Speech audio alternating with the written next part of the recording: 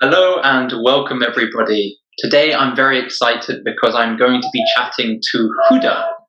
And Huda is very special because she did the IELTS test for the first time. So the first time she ever did the IELTS test and managed to score band 8 in writing. So I'm intrigued. I really want to hear from Huda, find out what tips and advice she has for all of us. So, hello Huda, thank you very much for coming today. Hello, Eli. Thank you for having me. Yeah. So a big congratulations. You must be thrilled to get such a high IELTS score. I was wondering if you could tell us a little bit about your experience preparing for the IELTS test. Oh, yeah, sure. I'll be glad to share my experience with you. So, I first started preparing for IELTS writing by taking a course. So, I took a course on Udemy, and it helped me a lot to know about the essay structure and the essay types. So, to be honest, when I first started my preparation, I was really afraid from writing, and I guess it was the only part of IELTS that I kept postponing preparing for it because I felt like I'm really afraid of it because I know that all students struggle with this part in particular and consider it as being the most difficult part in IELTS. So the real preparation I can say started a while before my exam.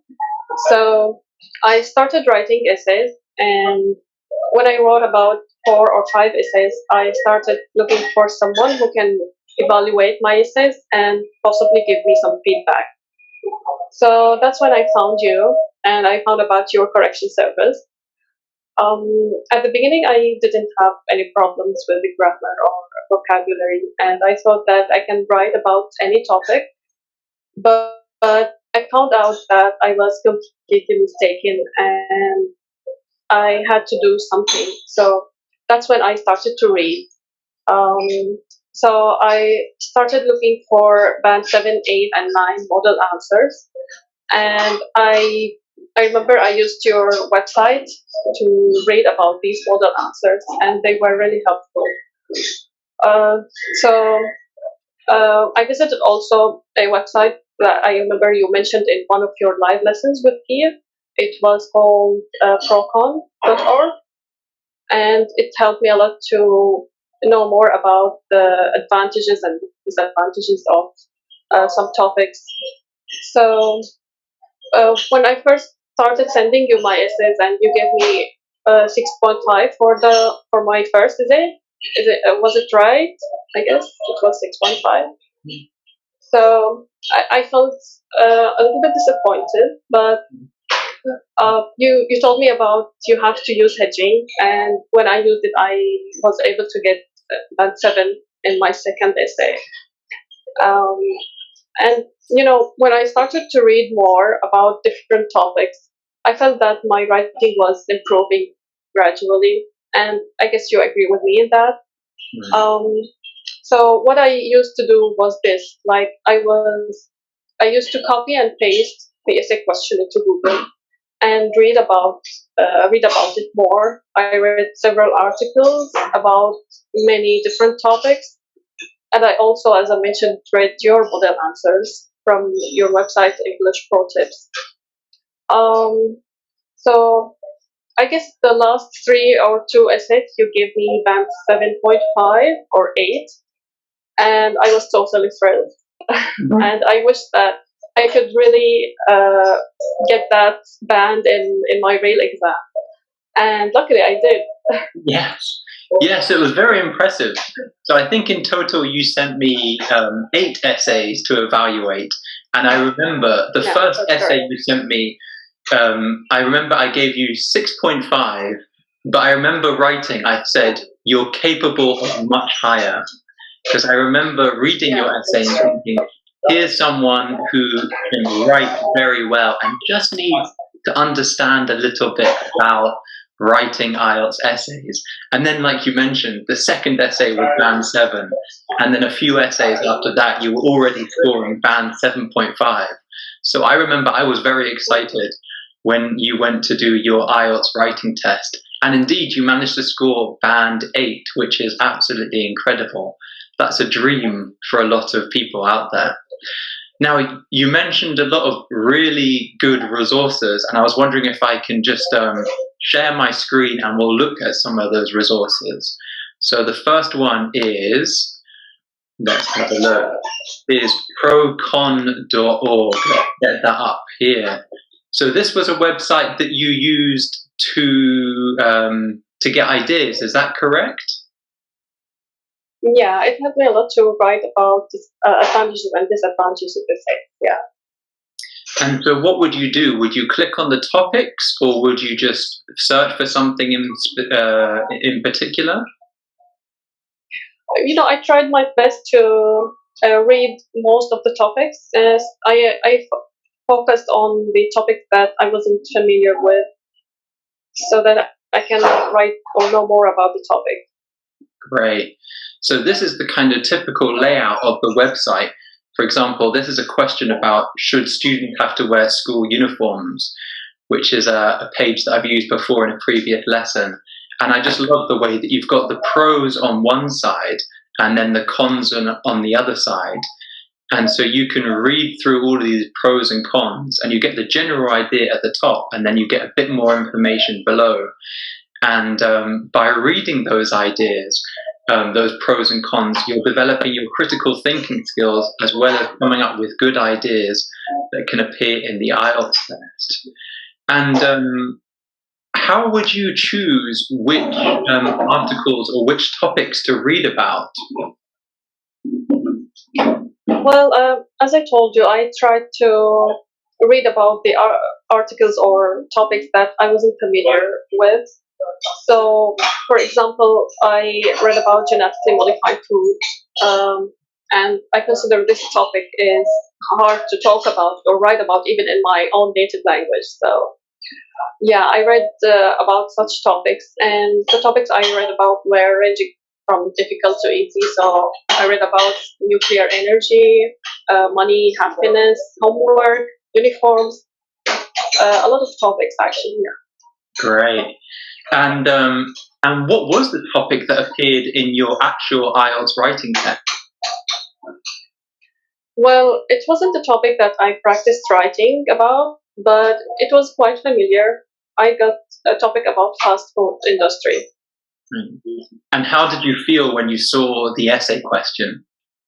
When I first got the questions booklet in front of me, I immediately read the essay question. And when I felt like it was an easy topic for me, I was relieved. So I moved to do task 1 first, and I finished it within 20 minutes, and I kept my eye on the clock all the time to make sure that I can manage my time.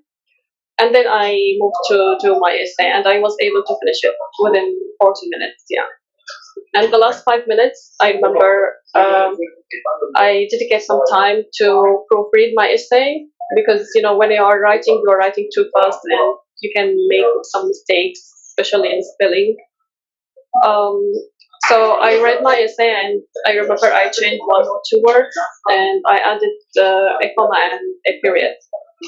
Right. I think that's very good advice. So what you did was you read task 2 first, but then you started writing task 1 first.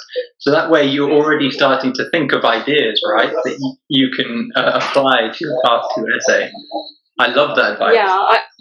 Yeah.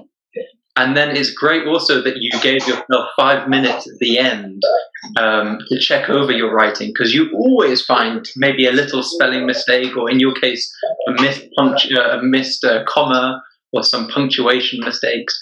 And just by finding those mistakes and correcting them, you can go up a whole band, especially for grammatical range and accuracy. So that's great that you had that time at the end to do that. Yeah, sure. Let's have a look now at, you mentioned you also used some of the model essays. So I'm just going to share some of those as well. So over here we have some model essays. And these are from my website. That's EnglishProTips.com.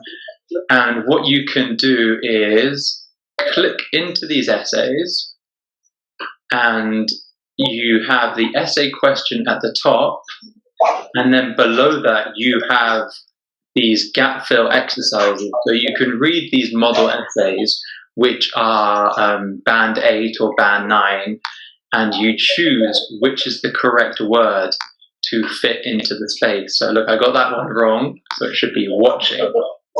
And then, but I strongly agree. And then afterwards, you get a lot of useful vocabulary that you can use in these types of essays. So I'll put a link to that below this interview. That can be very useful. Now, did you also use any past papers, for example, the Cambridge books or questions from the internet?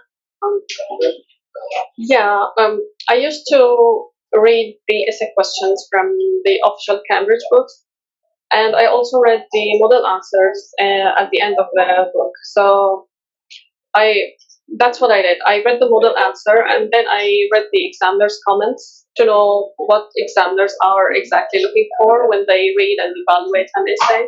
And that helped me a lot to understand or to know how examiners think and how they give a band score for an essay, for example. And what did you learn from that process?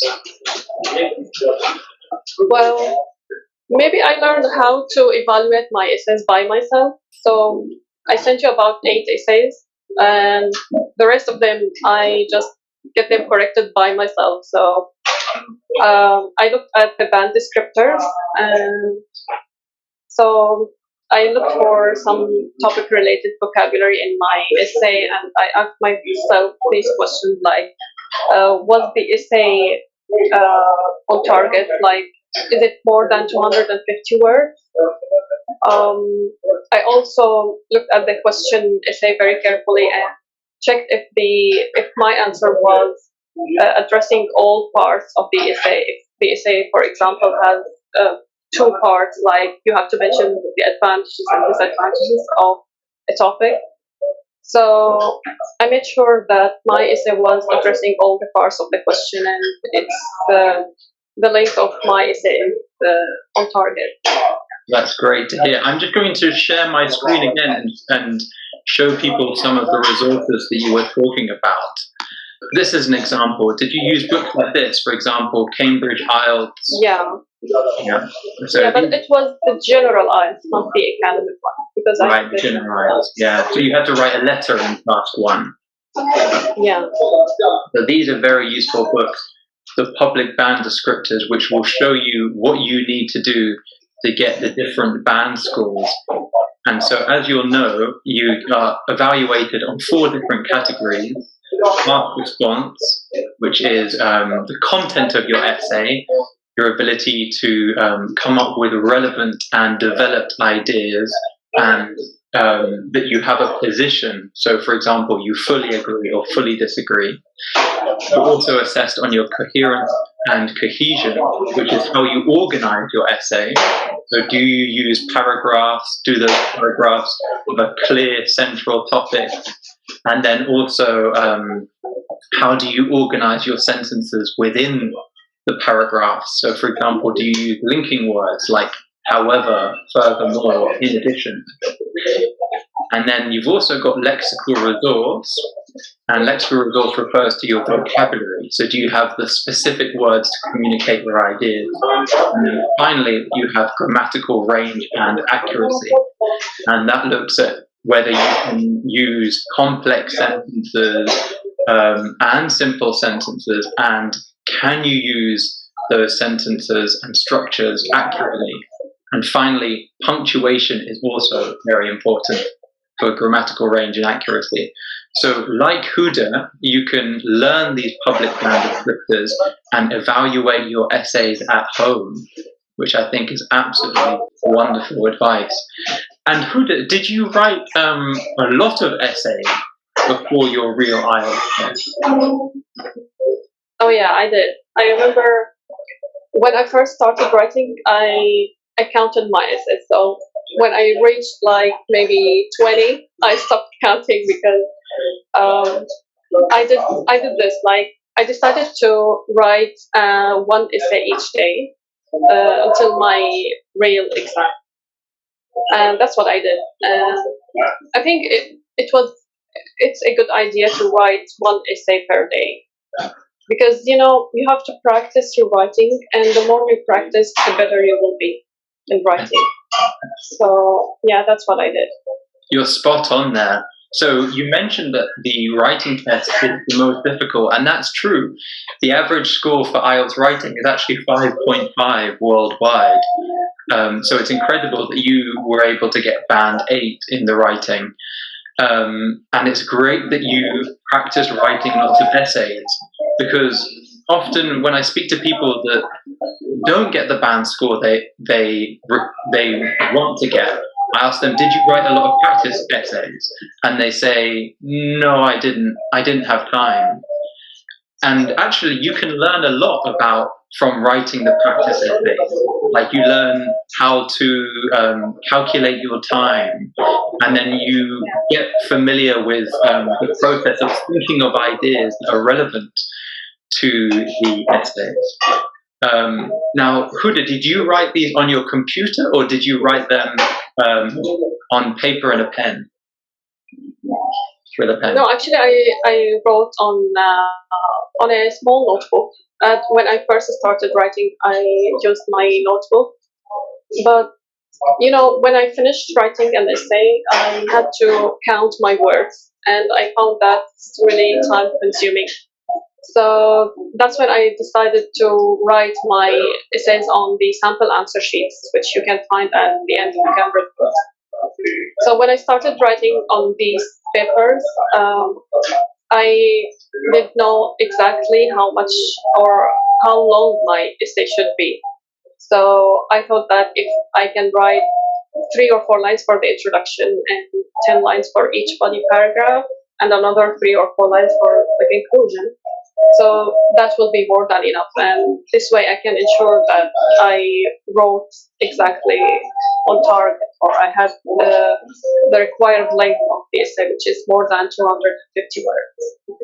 I think that's a great idea. Let me just show people exactly what you're talking about.